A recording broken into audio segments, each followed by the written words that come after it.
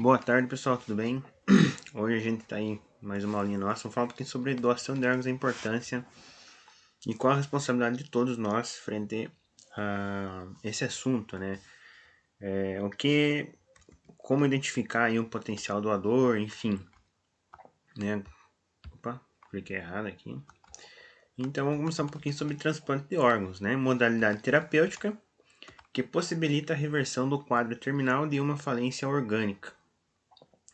Para muitos significa a possibilidade de viver, quando não existe mais, né, ou não existe outra forma de tratamento.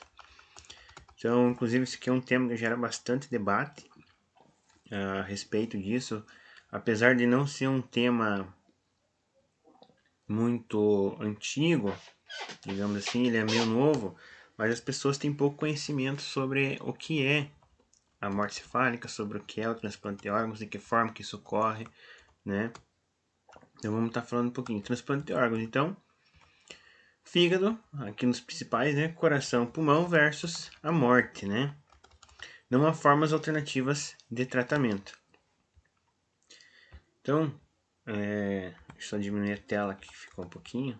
Fica melhor, transplante de órgãos, né? Fígado, coração, pulmão, né? Versus a morte. Porque eles geralmente não param de trabalhar quando a morte ocorre, né? Apesar da morte cefálica acontecer, isso que a gente está falando, são órgãos nobres aí que continuam sua funcionalidade. Então, existem algumas dificuldades aí que a gente encontra, né?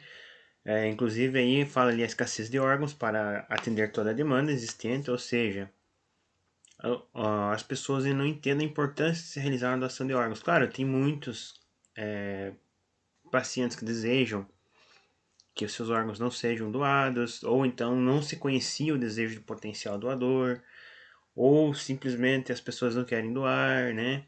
Mas isso é um direito que cada um tem. Então, muitas vezes aí a fila de transplante de córnea, de fígado, de coração é enorme. E a gente tem muitas pessoas que conseguem estar sendo pacientes possíveis doadores, né? Para estar ajudando as demais pessoas. Então, muitas vezes a gente lembra disso lá em mês, em setembro, que é o mês do agosto, setembro, que é o mês de doação do doador de órgãos, de tecidos, que é muito pouco falado. Isso a gente não vê isso na mídia, na televisão, nas rádios, enfim. Às vezes é feita algumas educações, algumas medidas de divulgação, mas ainda assim é muito pouco se falado sobre isso, né? E também sem falar no aspecto logístico. Muitas vezes o paciente que precisa do coração está lá em Salvador, mas o paciente compatível doador está aqui em Santa Catarina. Então é inviável fazer esse transporte, né? Porque o tempo de espera, o tempo para que esse coração chegue lá e ele consiga ser transplantado ultrapassa o tempo limite, né? Então, muitas vezes é a logística mesmo que também acaba atrapalhando aí essa possibilidade de fazer a doação, né? Então, primeiramente, por exemplo, aqui em Santa Catarina, teremos um potencial doador, entrou, a família aceitou fazer a doação de órgãos, tem que ser parentesco de primeiro grau, né? Preferência se for casado, esposa, filhos. Aí se não tiver nenhum nem outro, vai para irmão, se não tiver irmãos, vai para pais, para enfim, né? Tios, tias, mas geralmente quem toma essa decisão pelo paciente nesse momento, se você desconhece que ele é um doador de órgãos em vida, digamos que ele tinha esse desejo, então fica a critério aí dos parentes mais próximos tomar essa decisão, né? Então, primeiramente, digamos, o coração, o paciente é doador de órgãos, abre-se um leque dentro do estado de Santa Catarina, vamos pegar como Santa Catarina para esse transplante. Procura-se em todo mundo um doador, né? Dentro do estado de Santa Catarina. Pode ser que tenha um doador lá em Caçador, lá em Joaçaba. Beleza, não tem problema, a gente vai encaminhar. No momento que começa a cirurgia de retirada desse órgão aqui, a cirurgia do outro paciente tem que começar lá, né? Porque esse transporte tem que ser feito o mais breve possível. Geralmente é feito de avião, de helicóptero, enfim, não tem como você fazer um transporte disso via transporte terrestre, né? Pelo tempo que demoraria. Caso não haja nenhum doador, nenhum receptor compatível dentro do estado de Santa Catarina e abre para Santa Catarina e para o Paraná, Rio Grande do Sul, enfim, né? Então seria mais ou menos essa aí os critérios aí para a gente estar selecionando. Primeiro abre para os mais próximos, digamos, para as regiões mais próximas, né, dentro do estado. Caso não consiga, abre-se fora do estado. Já aconteceu de captar fígado aí para o Paraná, pulmão para o Rio Grande do Sul, ou enfim, né? Então, depende de onde está o doador compatível aí com os órgãos. Longa espera pela disponibilidade de um enxerto para a realização do procedimento. E aparecimento de complicações, tomando o paciente de alto risco para o transplante, né? Então, muitas vezes, alto risco, por exemplo, um paciente idoso, ou um paciente que tem alguma comorbidade, isso já se torna um paciente de alto risco, né? Então, por mais que apareça o órgão, muitas vezes esperou tanto tempo que aquele problema desencadeia o outro e agora não vai poder fazer o transplante, né? O desafio, então, é suprir a necessidade desses enxertos que a gente fala, né? Então, o maior desafio é isso que eu falei também, tem questões logísticas, estruturais, questões espirituais, questões familiares, enfim, né? Enxertos doadores falecidos, né? Morte cefálica, seria o ideal, né? Para estar fazendo essa doação. E limítrofes, né? Fatores de risco que podem comprometer a sobrevida do enxerto do receptor. Por exemplo, se o paciente não tinha um bom hábito alimentar, não tinha o hábito de... Ou seja, um paciente que não seguia, não tinha um hábito de vida saudável, né? Isso pode comprometer a sobrevida posteriormente, pós-transplante, né? No outro paciente. Então, os doadores vivos existem, né? Por exemplo, eu sou vivo, aí o meu irmão precisa de um rim, eu posso estar fazendo a doação de um rim só, a gente consegue sobreviver com um rim, né? Cuidando certinho, tomando aí todos os cuidados e precauções, a gente leva uma vida normal com um rim só. Então, transplante intervivos utiliza de enxertos provenientes de doadores vivos, relacionados ou não, né? Relacionado, consanguíneo, da mesma família, né? Não relacionado, com vínculo, ou seja, um cônjuge, esposa, né? Sem vínculo, conseguiu de um amigo próximo que vai fazer essa doação e é compatível. Então isso pode estar acontecendo também. Mas, né, a gente sabe ali que já fala, o ideal seria doadores falecidos já, né? Então, doações de órgãos intervivos, né? Beneficência versus não maleficência, aspecto controverso do procedimento, realização de cirurgia de grande porte em pessoas sãs para doação de um órgão ou parte de um, né? Ou seja, pegar um paciente jovem, rígido, passar por um procedimento cirúrgico, né? Para que não, geralmente não é uma cirurgia de pequeno porte, a gente fala, cirurgia de pequeno porte é uma hérnia, né? Uma apendicite que envolve que mexe um pouco com o paciente. E grande porte já seria, digamos, o rim, né? Pegaria grandes vasos, um procedimento bem invasivo lá, não que o outro procedimento não seja invasivo, mas seria um procedimento ideal mais de risco, né, para o paciente. Então, seria isso o risco controverso, né? Benefício para outra pessoa, questão ética concernente aos riscos associados a procedimentos anestésicos, cirúrgicos, além das possíveis complicações e sequelas que podem advir, não só nos aspectos físicos, orgânicos, mas também no psicológico e social. É ético submeter-se uma pessoa saudável aos riscos de uma cirurgia de grande porte para salvar ou melhorar a vida da pessoa? Então essa é um questionamento bem importante, né, que a gente acaba se ligando aí. Será que tá certo você colocar uma pessoa saudável, sem problema nenhum, sobre o risco de um procedimento cirúrgico alongado, de um risco anestésico, de um pós-operatório, pode vir a ter alguma complicação, hemorragia, né? Mas essa é uma questão que a gente debate, né? Mas, enfim, hoje em dia a gente tem muita tecnologia que nos garante um procedimento cirúrgico, por mais grande que ele seja, de forma segura, né? Então, doação de órgãos intervivos, autonomia, esclarecimento sobre riscos de morbidade e mortalidade da cirurgia. Por mais que eu quero doar um rim meu para um irmão meu, eu tenho que estar ciente desses riscos. Então, é como qualquer outra cirurgia que você vai ter que fazer. Tem que ficar ciente de quais os riscos está acontecendo, quais os riscos. Tem risco de morte? Tem risco de morte, né?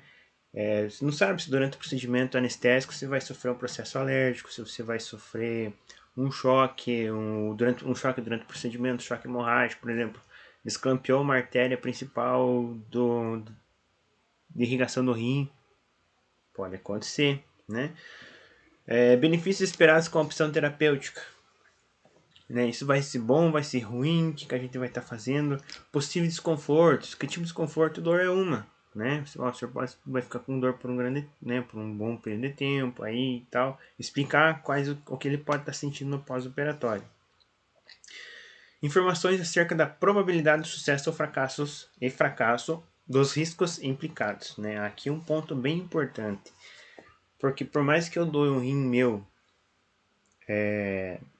saudável que seja para o meu irmão, há ainda a chance do fracasso, né? Por mais que lá o exame de sangue veja compatível, linfócitos e tal, tudo certinho, dali 2 anos o rim dele começa a sofrer novamente, né? Mas não foi por um risco de mau hábito dele, mas sim de uma própria resposta imunológica do nosso organismo. A gente tem isso. Ele é um corpo estranho. Dali 2 anos pode sofrer uma rejeição. Ou até mesmo nos primeiros momentos em que que o paciente é transplantado, ele já começa a apresentar sinais e sintomas da rejeição do rim, né? Então isso pode ser como fracasso, né? Riscos, uma infecção, né?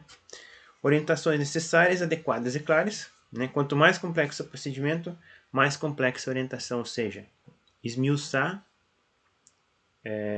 item por item de como vai ser o procedimento cirúrgico, né? Adequadas e claras. A gente não vai falar em termos técnicos, a gente vai falar em termos leigos, normais, para que a pessoa que esteja ouvindo, ela consiga entender o que você está falando. Não adianta nada ficar 2 horas e meia discursando para ele lá, se ele não vai entender nada do que eu estou falando, né? Então, adequadas e claras, e quanto mais complexo o procedimento, mais complexa a orientação, mais detalhes eu tenho que dar, né? E vulnerabilidade do paciente, né? Se ele vai apresentar fraqueza, se pode ser que apresente fadiga, pode ser que o paciente apresente um medo, né? Então a gente tem que estar trabalhando com isso aqui. Então qual que é o primeiro passo, né? A identificação da morte cefálica, manutenção do PD. PD é potencial doador, né? A identificação, dentro vou deixar um link para vocês da SC Transplante, e lá existem vários protocolos a serem seguidos, né? Várias diretrizes a serem seguidas. E já no começo é a identificação do paciente potencial doador. Como é que eu identifico? Primeiro, qual que foi a causa do paciente estar internado que eu estou suspeitando dessa morte cefálica? Eu vou ver qual que foi a causa dele estar internado. Por exemplo, se foi um paciente que teve um AVC isquêmico, né? De grande proporção que atingiu grande parte da massa encefálica do paciente. Isso gera uma morte cefálica muito grande, né? Ou então o paciente caiu, bateu a cabeça, tem um AVC hemorrágico. Houve um edema, houve um aumento da PIC, um aumento da pressão intracraniana e fez com que o cérebro ele se comprimisse. Isso faz com que as células morram, né? Porque ele faz com que fosse uma hipóxia. Ele comprime os vasos e não deixa com que a circulação aconteça. Quais são os sinais? Muitas vezes dilatação da pupila, né? A pupila fica midriática, fica grande, ou média fixa. Como assim média fixa, né? É aquela pupila sem reação. Ela vai estar estagnada, ela vai estar parada num tamanho só. Você pode jogar um reflexo de luz em cima, ela não vai mudar, né? E o paciente não vai, você pode passar até um algodãozinho em cima do olho dele que ele não vai piscar, não vai fazer nada, né? O que mais? Temperatura. Muitas vezes eles acabam fazendo os quadros de hipertermia, né? E depois de um período ele começa a fazer hipotermia. Então hipotermia aí abaixo de 35, né? O ideal é o que? 35. A gente mantém esse paciente em 35 graus, 35,5, 36, 36,5, nossa temperatura corporal. De repente, você pega plantão, o paciente apresenta lá 36, 35,5, 35, 34,5. Opa, já é mais um sinal. Pressão arterial começa a cair. Muitas vezes a pressão começa em 14, quando você vê a pressão do paciente em um período de 6 horas, tá 8, digamos, tá lá 14 e 8. No final do teu plantão de 6 horas, a pressão dele está 6 por 4, né? Então, são todos sinais de que o paciente pode estar sofrendo alguma lesão mais agravante da massa cefálica, levando ele a uma morte cefálica, né? 2, a confirmação. Essa confirmação ela não é simplesmente, eu vi que ele está assim, assim, é morte cefálica. Não, existem critérios, né, para você estar seguindo. Existem 3 exames clínicos que devem ser feitos por médicos especialistas, né, para determinar. Somente após essa bateria de exames que são feitas, pode-se dar a confirmação de que o paciente entrou em morte cefálica mesmo, né? Teste de apneia, que a gente vai fazer gasometria arterial, vai avaliar PCO2, PA2, que é gás carbônico e oxigenação do sangue. Ao pegar, você está fazendo uma acidose respiratória, basicamente, depois que você desconecta o paciente do ventilador, ele não pode estar ventilando, ele não tem movimento, não tem drive respiratório, não tem reflexo de tosse, né? E entre outros exames.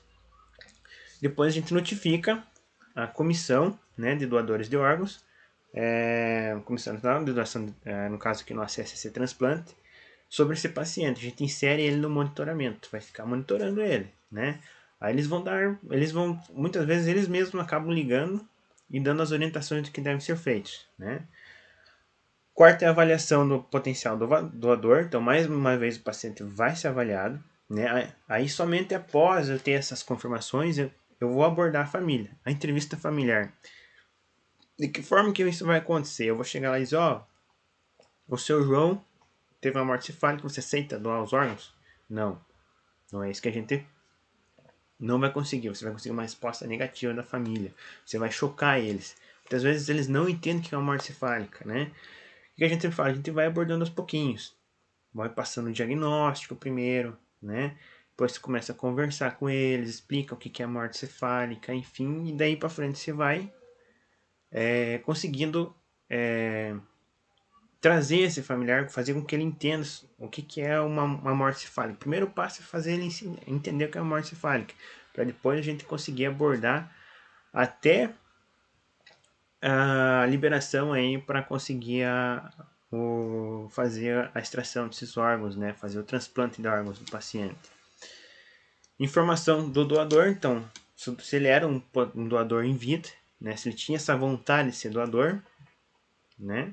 Seleção dos receptores, isso não é a gente que faz, isso aí já é um outro departamento, né? Lá desse transplante, que vai quando a gente identifica, a gente coleta amostras de sangue, encaminha, enfim.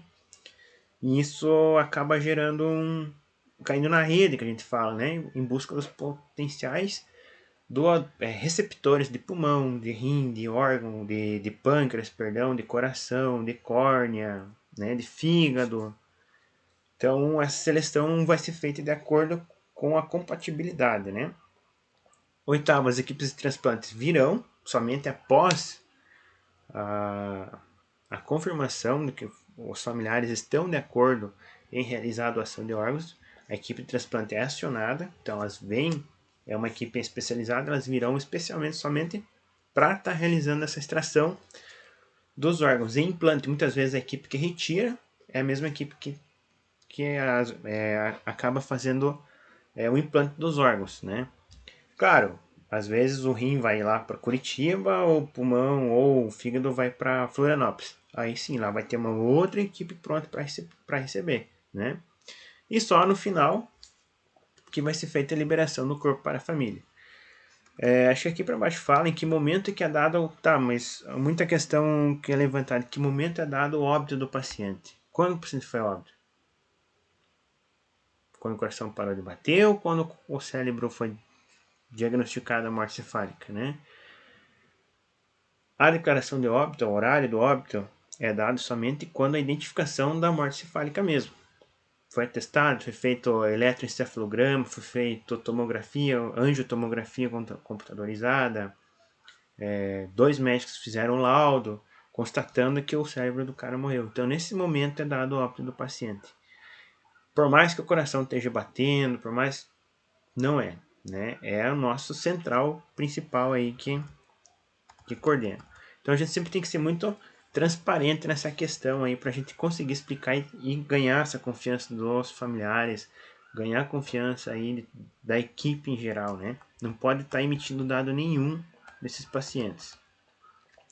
Quais são os critérios clínicos? Então, o que é morte cefálica, né? Significa morte da pessoa. É isso que eu falei agora há pouco. A partir do momento que é constatada a morte cefálica, é colocado na notificação de óbito aquele horário, né?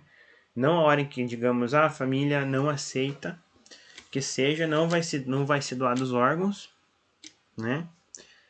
Mas foi constatada a morte cefálica. Ah, mas é o momento que desliga o aparelho, a gente não desliga, a gente deixa acontecer naturalmente, né? É o momento que o coração para de bater? Não. É o momento que foi diagnosticado a morte cefálica.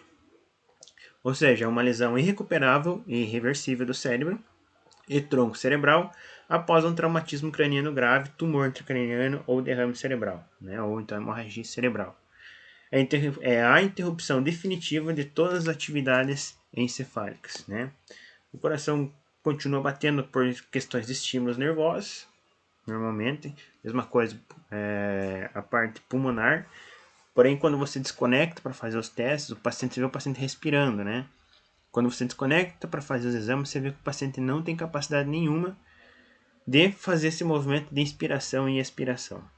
Né? Aí já é um grande um ponto bem forte, indicando que o paciente está em morte cefálica, né?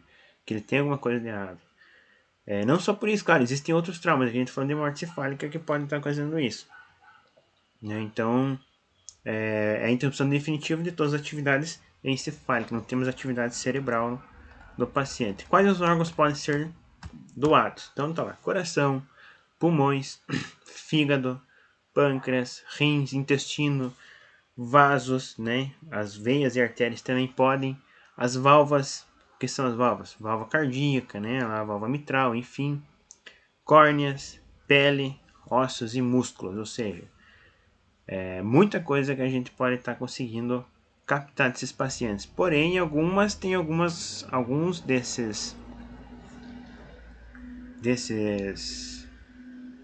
desses órgãos, eles precisam já ser rapidamente transplantados. O que a gente capta aqui no nosso hospital? Fígado, pâncreas, o rim, né? Coração, somente se tiver um doador próximo para estar recebendo esse coração. Pâncreas também é coletado. Pele, ossos, músculo a gente não costuma coletar, muito pouco, né?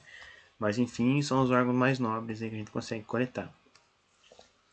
A identificação do potencial doador de órgãos e tecidos para transplante. Objetivo: detectação dos casos de morte cefálica. Como é que a gente faz isso? Todo dia a gente faz uma busca ativa. Né? Busca ativa dentro do hospital. Como que é feito? A gente vai passar nos setores, ou ligar, ou passar atrás dos pacientes que estão internados. Geralmente é UTI. Os pacientes estão com um histórico de hemorragia cerebral, com histórico de AVC isquêmico, com histórico de um trauma cerebral causado por uma batida, enfim, e que estão começando a apresentar alguns sinais e sintomas. Claro, nem todo mundo é inserido na monitorização, né? Isso é feito uma avaliação. Muitas vezes, antes de a gente se inserir no sistema para monitorização, a gente acompanha esse paciente por um período, para ver se realmente ele se encaixa. Né? Tem paciente que faz cirurgia, beleza, eu tranquilo, eu não vou precisar monitorizar. Somente os pacientes que adequam aos critérios que a gente já falou lá no início do slide, né? Temperatura abaixo de 35, pressão abaixo de 10 por 6, enfim. Doação de órgãos, né? Notificação da morte cefálica. Então, é obrigatória, feita pelo médico e instituição. Em regime de urgência. Independentemente da doação dos órgãos, né? E hospital público e privado, ou seja, tem que ser feita essa notificação de morte cefálica. Não interessa se o cara vai doar os órgãos ou não. A partir do momento que foi determinada a morte cefálica, deve-se fazer a notificação de óbito, né? Então, isso não tem como fugir. A manutenção do doador geralmente vai estar em UTI, sob ventilação mecânica, né? Controle da hipotermia. A gente muitas vezes coloca o quê? Lá no paciente? O colchão térmico. Né? Você coloca ele para aquecer até uma determinada temperatura e o paciente mantém-se aquecido. Controle do choque e hipovolemia. A gente vai estar entrando com drogas vasoativas, noradrenalina, né? Vasopressina, para manter a pressão cardíaco, manter a pressão do paciente estável, a pressão arterial estável. Essas são medicações vasoconstritoras, né? Que faz com que o coração trabalhe um pouquinho mais, que faz com que com que haja um pouquinho de vasoconstrição na periferia, faz que o coração trabalhe um pouco melhor, inserindo um pouco mais de energia, ou seja, mantém a pressão do paciente. A correção desse equilíbrio, muitas vezes, a pressão sobe demais, aí você baixa a dosagem da medicação que está sendo inserida, cai um pouquinho a pressão, aumenta a dosagem da medicação, né? Correção do desequilíbrio eletroácido básico, ou seja, eletrolítico, né? Por exames de sangue, sódio, potássio, ureia, creatinina, enfim. E ácido básico através da gasometria arterial, né? pH do sangue do paciente, tem que estar corrigindo também. Controle da diabetes e também conservar a função dos órgãos para transplante. Tudo isso só tem objetivo, né? Conservar com que esses órgãos mantenham-se ativos, né? A entrevista familiar. Então aqui a gente tem alguns itens que a gente falou no começo sobre a recusa da não doação de órgãos, ou seja, que são contra, né, que não querem doar. Negação do diagnóstico de morte cefálica. Muitas vezes é aquilo que a gente fala, quando a gente aborda a família e começa a falar sobre isso, está sendo suspeitado, estamos investigando, talvez esteja em morte cefálica, vamos fazer exames, aí para frente você começa a explicar. Mas muitas vezes, a fechar o diagnóstico, os familiares eles não aceitam a morte cefálica. Por que eles não aceitam? Eles vão lá visitar o paciente, o coração está batendo, né? Ele tem saturação, eles encostam no paciente está quente, mas é por causa daquele colchão térmico está lá embaixo. O coração está batendo por causa da vasopressina, por causa da noradrenalina, né? Saturação do oxigênio, o paciente está respirando. Está respirando porque ele está no aparelho, né? Então, tudo isso a gente acaba explicando, mas mesmo assim, quando fecha o diagnóstico, a família não aceita, né? Questões religiosas, olha ali, fé em milagres, né? Porque na história existem muitos casos de ressurreição, no caso, né, agora recente da Páscoa, a gente lembra muito da ressurreição de Cristo, enfim, pode ser que aconteça um milagre e ele saia desse quadro, porém a gente sabe muito bem o que aconteceu. Então a gente costuma, se há essa negação em aceitar, a gente não insiste em, tipo, a gente trouxe tudo, falou, explicou direitinho, mas a família não aceita. Tudo bem, não aceita, não aceita, né? A gente não tem como forçar isso. Revolta com relação ao atendimento no hospital. Porque vocês deixaram o meu filho, o meu pai, o meu irmão morrer. Não, muitas vezes é feita intervenção cirúrgica, tentar corrigir aquele problema, mas às vezes o trauma é tão grande que o cérebro não se recupera daquele trauma. Então eles acabam colocando isso no atendimento no hospital, né? Descrédito no sistema, né? Não acredito no sistema aí que a gente impõe, né, para fazer essa monitorização. Ausência, muitas vezes, não sabia, o meu irmão não sabia se ele, ou minha tia, ou minha avó não sabia se ela tinha essa vontade de ser, nunca se manifestou em ser doadora de órgãos, né? Então eu não sei, acho que a gente não vai acabar optando por fazer a doação de órgãos. A gente, tudo bem, não tem problema nenhum, a gente não vai respeitar isso aí, a gente não pode estar forçando, né? Então, às vezes, só a ausência dessa manifestação já é o suficiente para que a morte cefálica, porque a captação de órgãos ou diagnóstico seja fechado, então a captação de órgãos não seja acontecido. Repulso em relação à ideia de mutilação e deformação do corpo, né? O que eles acham? Eles acham que vão, em termos miúdos, vão acabar estripando o cara, né? Que vai ficar feio, meu Deus, como é que vai ficar feio, não sei o que. Não é isso que acontece, gente. Quando é feita a captação de órgãos, né, toma-se todo o cuidado como se fosse um paciente que estivesse indo num procedimento cirúrgico. Né? Não vamos deixar o paciente aberto, não vamos deixar o paciente, né, enfim, como eles acham que talvez fique. Então, o paciente entra para a sala de cirurgia, é feita a cirurgia, retirando os órgãos e sai, e ele sai normalzinho novamente, né? Fatores que influenciam favoravelmente a doação. Então começa ali o bom relacionamento entre a equipe médica e a família. Não só a equipe médica, entre a equipe de enfermagem, né? Então esse bom relacionamento tem que existir. Muitas vezes a família vem conversar e a gente tem medo de conversar com eles e joga pra lá e ninguém quer ver. Eles chamam, vão atender de mau humor, vão não sei o que. Cara, isso não é legal. Vocês não estão lá pra isso, né? Então esse bom relacionamento tem que existir entre a equipe médica e a família e a equipe de enfermagem também. Assistência adequada ao paciente. Não é porque o paciente está em morte, você fala que eu vou deixar de virar mudança de culto, vou deixar de fazer higiene oral, vou deixar ele dar banho. Negativo. Continua-se o processo normalmente. E conhecimento prévio. Eu sabia que que ele era a favor e era doador de órgãos e tecidos, né? Então isso é um ponto positivo que conta muito. Muitas vezes só esse fator aí já faz com que a família decida, né? E aqui está a resolução do Conselho Federal de Medicina. Dispõe sobre a legalidade e caráter ético da suspensão dos procedimentos e suportes terapêuticos quando dá determinação de morte cefálica do indivíduo, do indivíduo não doador. Né? Não se pode falar em condutas médicas restritivas para a pessoa em morte encefálica, ou seja, tem que ser feito o que deve ser feito, né? Não existe nada. Então, nossa conversa hoje foi um pouquinho mais curta, né?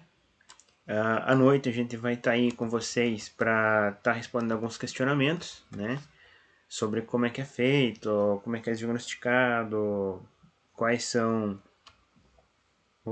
as principais dúvidas aí que surgem, porque isso aqui é um assunto que gera muito questionamento, muita dúvida. E aqui a gente explana, fala para vocês, mas muitas vezes a pergunta mesmo que ocorre e a gente não fica sabendo, a gente não sabe o que vocês vão saber, o que vocês vão querer perguntar. Então eu tenho certeza que algumas coisas vão estar ali. Vou encaminhar um artigo, acho que eu já encaminhei esse artigo para vocês lá no grupo, né, sobre doações de órgãos no Brasil. Enfim, fala aí sobre esse transplante também. E gostaria que vocês fizessem uma resenha crítica, né, em cima desse artigo. Podem estar fazendo online. Online não, podem estar fazendo no Word essa resenha e encaminhando no e-mail que a gente vai estar que eu vou mandar no grupo para vocês qual e-mail que vocês vão estar enviando isso daí. Os trabalhos também, tem alguns trabalhos eu vou estar colocando, acho que eu vou colocar direto no grupo para vocês. E o que vai acontecer? Vocês vão pegar esses trabalhinhos, esses exercícios, vão responder ele no Word e me encaminhar via e-mail também, tá? Então por hoje é só, pessoal. Conversamos mais aí durante a noite. Qualquer dúvida estamos à disposição. E não deixe de perguntar porque é um tema que gera muita discussão, tá ok? Obrigado, boa tarde, boa noite quem estiver assistindo e vamos conversando.